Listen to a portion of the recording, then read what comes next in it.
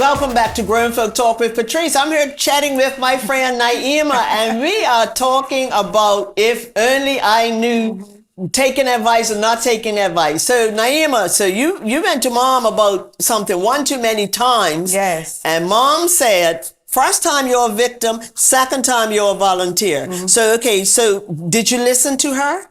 Of course not. But you were in your 20s. I was in my 20s, and I was a new generation, and I knew everything, and she just didn't understand. Right. So, and guess what? It kept happening.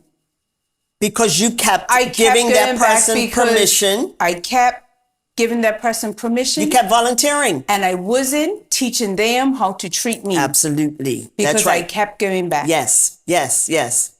And finally, one day, because the advice does sink in eventually. Right. We just get a little thick sometimes, a little slow. As I see it with my own children, you just have to sprinkle the seed and it will grow when it's ready. Oh, I love that. Sprinkle the seed because it stays in. It stays. We it just will have grow to, when it's ready. It just has to be the right combination of water and soil and everything. Yes. It needs to be nurtured. Yes. So did you go back to your mom a third time, or you learned? You said, "No, I'm not going back there." Not Rosalie Williams. No way. No way. Didn't go back to her. But I did learn, and actually, it was a very good friend of mine, and it was very hurtful. Yes. But I had to end that friendship. Yes. I had to end it. Not even put it at arm's length. End it. Cut it off. Because there's a difference. We can untie or we can cut. You uncut. I had to cut. I had to cut. Yes. And that was the beginning of me taking care of me. Wow, taking care of you. Because when we look at it as self-care, we sometimes tend to make better choices and decisions, don't we? Yes. But sometimes we put everybody else first. Yes. And we don't want to be that person. Right. We don't want to be selfish. Right. We don't want to hurt people's feelings. But our feelings are hurting. Our feelings get hurt too. We have feelings too. Yes. And I think we lose sight of that sometimes. And so we're busy trying to make sure everybody else is comfortable while we are very uncomfortable. Very uncomfortable. Making other people comfortable. Going through a script in your head before you get there saying, look, okay, I'm not going to fuss about this, or I'm not going to bring up this because I don't want to create no turmoil. Right. And when you have to put all of those parameters in and around a relationship that should be beneficial. Oh, right. Oh, love it. You have to start saying, what am I doing? What am I doing? How much energy is this taking? How much is this costing me emotionally? Yes. And so then we go back to, let me just listen to this advice now. A little late, but there are lessons that come along with it. Absolutely. In not taking advice right away, there are lessons that come along with it. Yes, and you learn it. And, you know, it's important as us as parents that, you know, when there's a bit of a quandary right now where we want to be liked. Yes. Everybody wants to be liked. Yes. When people say, I don't want to be liked, I don't believe it. No, it's Everyone a lie. wants to be liked and involved because we are human beings. Right. And you want your children to like you. Yes. But that shouldn't be the overarching premise of the relationship. Okay. And yes, I wanted to be liked by my friend, but it didn't happen. Right. And it wasn't going to happen. And it wasn't going to happen. It wasn't going to happen. And it was not organic. If it was organic, it would have happened. No. So it was a big lesson for me because your friendships are part of your identity. Yes. And how other people even see you. I love that. Yes. Oh, that's Patrice and I walking down the street, and people say, well, where's Patrice? You're in this little quandary of, how do you explain that? Right, yes. And it was a real big learning lesson for me, not just in friendships, in work. Okay, go ahead. Because obviously it transcends in all areas, right? So as work, because now that becomes a little more challenging, especially with the job that you have. Especially, and so throw in wanting to be liked, but having to be respected, and so tell us about that. Well, I took the lessons from that to say I am important. Yes. And I can't just allow people to just keep taking away the things that I think are important. So what they think is important can flourish.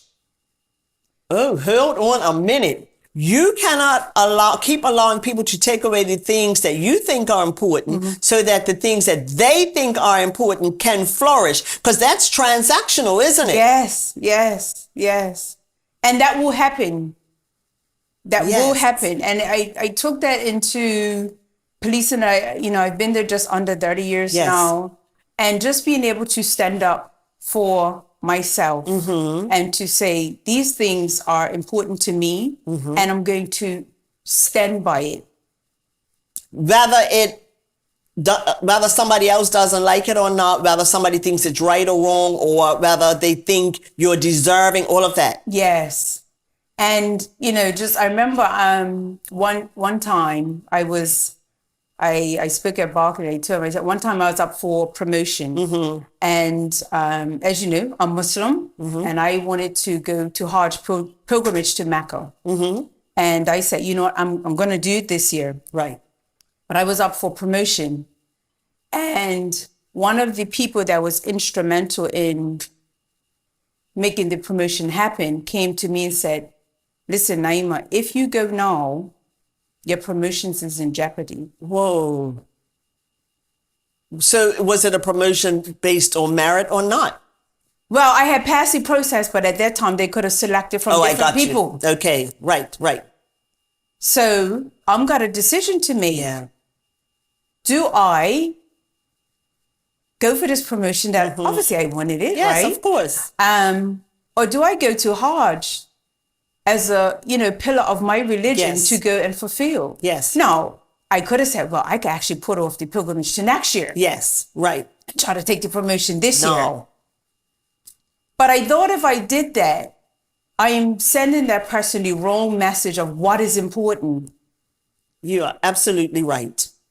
When you acquiesce sometimes a little too quickly. Yes. Then it's okay, well, we can do that again next time. And then they start to look for the person to say, oh yeah, that works. They actually threw it back in your face. Yes. They say, well, it weren't that important because you, when it came to your promotion, you didn't put it on high value. How important was it? Yes.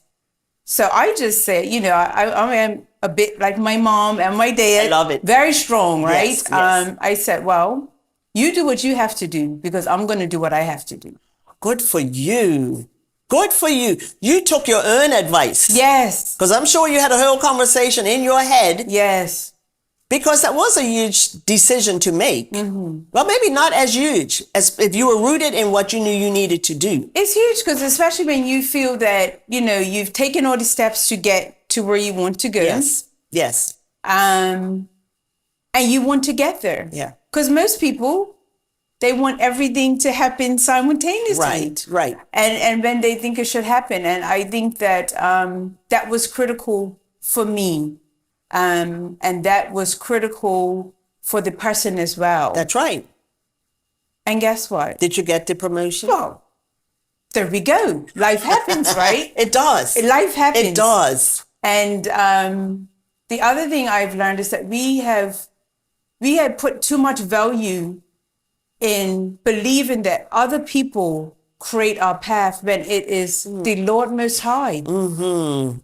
We give all this credence to people say, well, look, I don't want to upset Susie and Frank because if I do that, then they're going to stop me from doing. Right. No.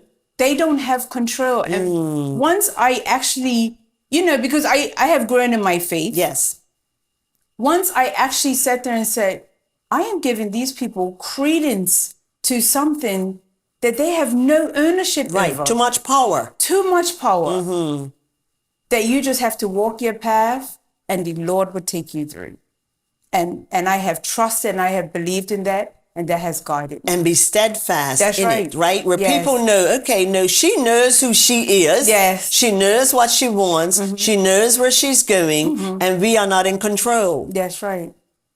So that then raises the level of respect that others then have for you. I hope so. Not it should.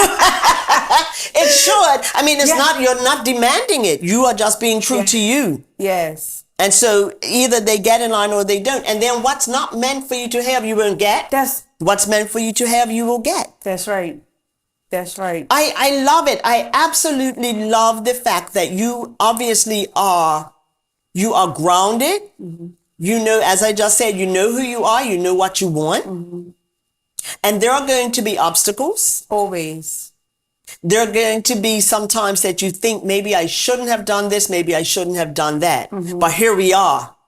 Here we are. I would leave you with this. I always say, and as a prayer, I say, oh Allah, if this is for me and it is good for me, my religion and my family, bring it to me. And if it's not, please take it away from me. Oh. And I say that perfect. With every new thing. Perfect. With every new thing. Yes. I am enjoying talking to my friend Na'imah, and we are going to take another break. And when we come back, we will continue this conversation. If only I knew.